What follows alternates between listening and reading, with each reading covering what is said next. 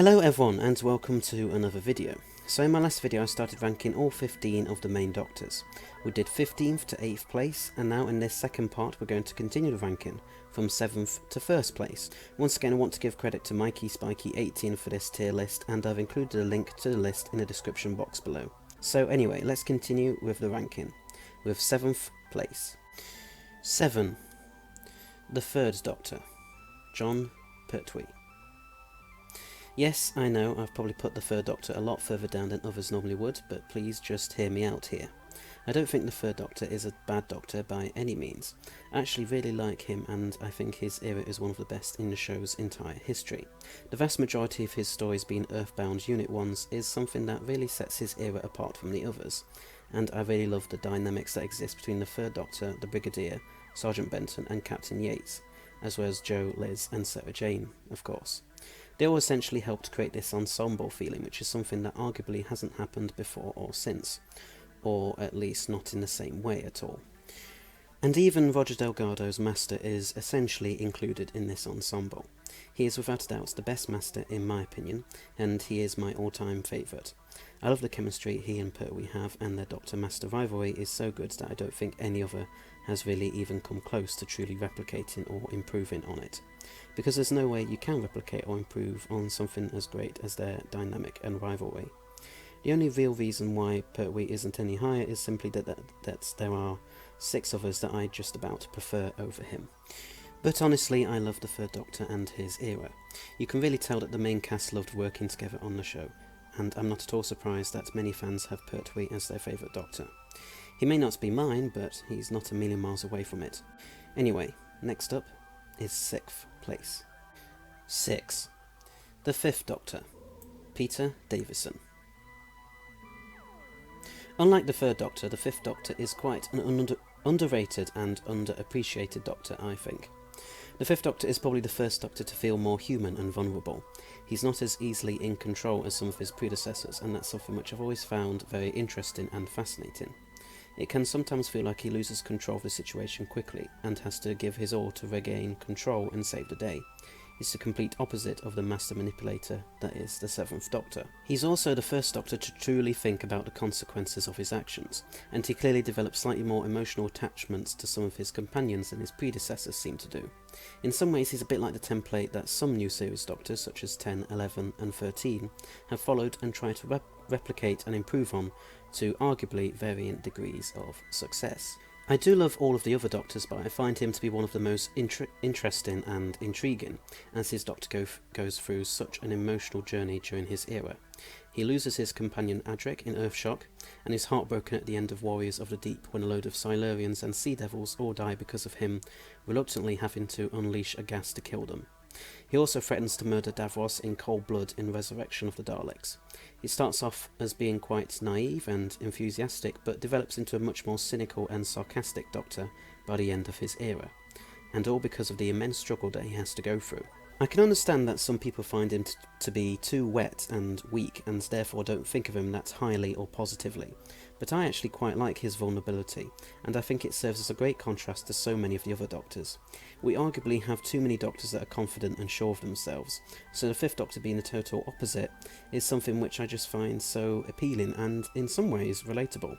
Anyway, we now come to the final 5. So, let's see who is in 5th place. 5. The 1st Doctor, William Hartnell.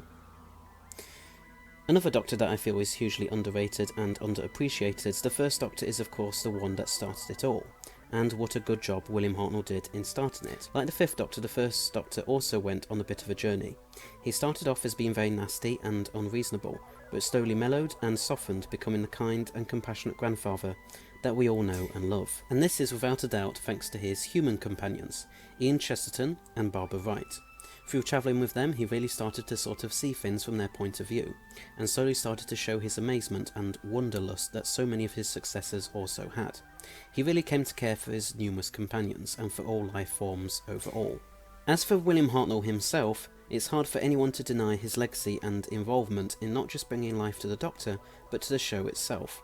I personally think that if it weren't for Hartnell, as well as other people like Verity Lambert, Wallace Hussein, Sid Newman, and everyone else involved with the show's creation in early years, there would be no Doctor Who. I was very disappointed with the way the first Doctor was made out to be in Twice Upon a Time. The Doctor has never been sexist or bigoted in any way, no matter which one we're on about. Plus, the first Doctor even once made a speech about how he respects all life in Galaxy 4.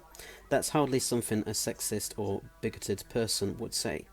I understand that Stephen Moffat wanted to make a point of how the Doctor has grown and changed, but I personally wouldn't have done it the way he did.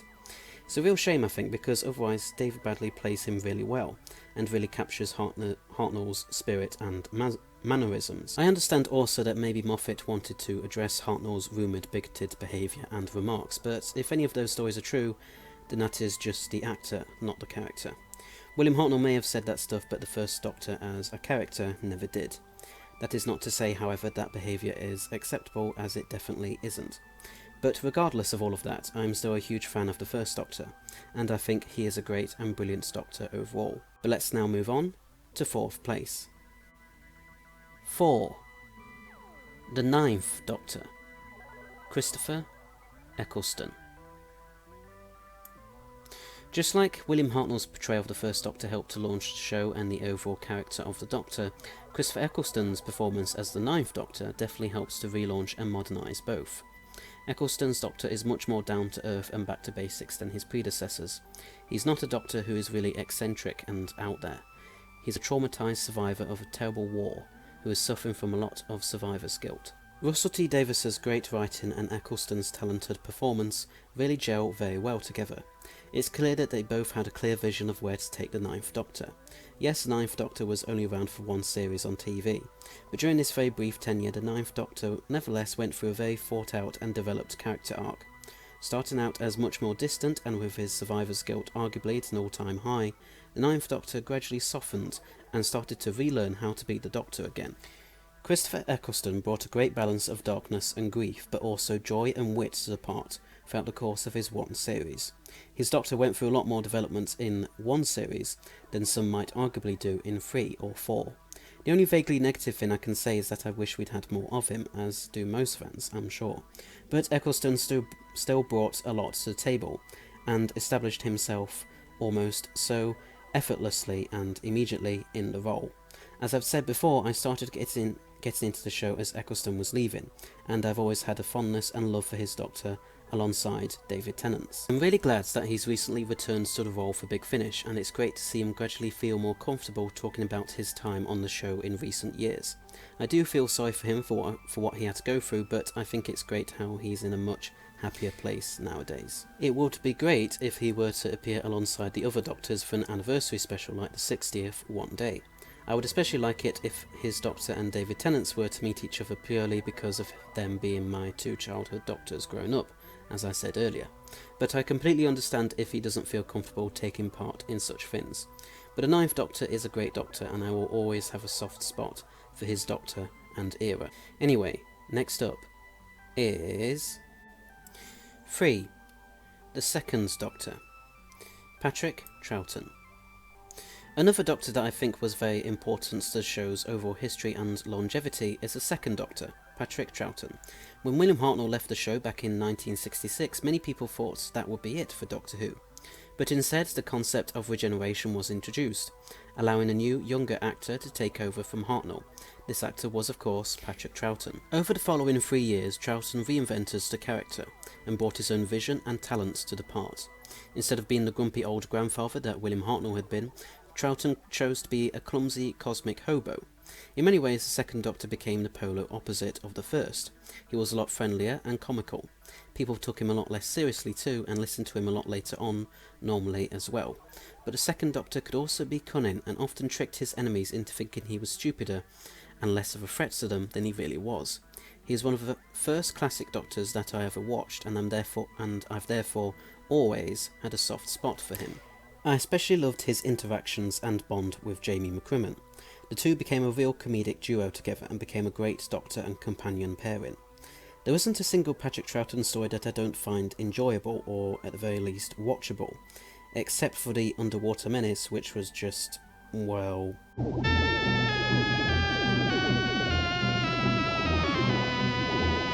Just one small question. Why do you want to blow up the world? Why? You, a scientist, ask me why? The achievement, my dear doctor. Nothing in the world can stop me now! Mad. But anyway, there's my third favourite. We now have just 2 left. So let's see who is at number 2. 2. The 4th Doctor. Tom Baker. One of the most famous and popular Doctors, the 4th Doctor is also currently the longest serving Doctor, with Tom Baker playing the part for 7 years, from 1974 to 1981. During this time, Tom Baker definitely left his own mark on the character. An eccentric bohemian with his trademark long multicoloured scarf and bag of jelly babies, the 4th Doctor easily became one of my all-time favourites as soon as I started watching his episodes. He has since become my favourite classic Doctor, as well as my second favourite Doctor overall, of course. His zany idiosyncrasies and quirks make him stand out from practically every Doctor before or since. Yes, most Doctors, especially the more recent ones, can have a lot of quirks and eccentricities as well, but Tom Baker takes it to a whole new level with his Doctor, and nobody has ever really successfully replicated or beaten his quirks. His Doctor is one that is full of energy, with sometimes dramatic mood swings. He can be a jolly grinning Mad Hatter 1 minute, then serious and solemn the next. He also has some of the best quips and one-liners of all the Doctors, especially during season 17, when the great sci-fi comedy writer Douglas Adams served as the show's script editor. Tom Baker's Doctor suits Adams's bizarre and witty comedy very well, but his more serious side is arguably at its best during his early years, when Philip Hinchcliffe and Robert Holmes were the show's producer and script editor respectively. This suits the gothic horror feel of some of those stories really well, especially with stories like The Seeds of Doom. Tom Baker's era overall feels like it has something for everyone in a way. There's the more serious and horror movie-esque nature of his first 3 years, then there's the more comedic and whimsical feel for the following 3 years, and then finally there's the harder sci-fi and story arc-driven feel of his final year. But anyway, we now have just 1 Doctor left, and you've probably worked out who it is by now. 1. The 10th Doctor. David Tennant. Yes, that's right, David Tennant is my number 1 favourite Doctor. This shouldn't really come as much of a surprise. I have said before of how I grew up with primarily his Doctor as a child, and of the fond nostalgic memories I have of his era, especially Series 4. But I also think that his Doctor is such a fascinating character. Still having some wounds from the Time War, the 10th Doctor could switch a lot between his lighter and darker sides, just like the 4th Doctor. Yes, his whole relationship with Rose Tyler was cringy and melodramatic in some ways, and he was quite rude and nasty towards Martha Jones when she had unrequited feelings for him. But his flaws don't make me hate him, they just make him seem more like an actual person or human being to me. And that's something which I find really endearing and fascinating. Like the 5th Doctor, the 10th Doctor could be very human in a way. He wasn't just a flawless alien. He had many flaws and imperfections and could make very big mistakes. A good example of this is him becoming self-proclaimed Time Lord Victorious at the end of The Waters of Mars. He could also be very arrogant and vain, with him often saying things like him being the smartest person in the entire room.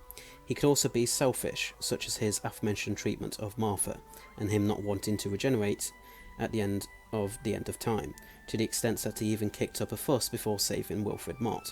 So yeah, I can completely understand why some people have massive problems with his Doctor, but I think his flaws and faults make him more relatable and fallible. He's not as seemingly flawless and faultless as some of the other Doctors could arguably come across as. He's a lonely traveller in desperate need of someone to see the universe with, and help keep him in line. In a way, without any companions, he's hurting and can't really cope. His supposed confidence and vainness may even be an act, and he may secretly be more unsure and insecure of himself. But that's just my own personal feelings on the matter. I'm not defending his at times shocking behaviour, and the themes of romance and love during his era are not really to my taste, but I can understand what Russell T Davies was trying to do with the 10th Doctor. He was trying to continue making the Doctor seem more like a real person, with real emotions and faults, rather than just an infallible alien that is always in control of a situation and their own feelings. And personally, I think Davis's writing and Tennant's acting really succeeded in helping to bring this across. But that's why David Tennant is my all-time favourite Doctor, and that is also my own ranking of all the 15 main Doctors. Anyway, thanks for watching, hope you enjoyed it. Please don't forget to click that subscribe button below, as well as press the bell icon at the side so you'll be notified of when all my new videos come out. This channel currently has 338 subscribers as of the time of writing and recording this video. But if we're able to get to 350 by the end of this year, then I'll do a Q&A where you can ask me whatever questions you want. And please feel free to tell me what your own ranking of all the Doctors would be, and whether you agree with mine or not. Just keep it polite, please. And if you want to binge watch all of my videos so far, then there is a link to a playlist of all of them in the description box below. So, until next time, bye bye!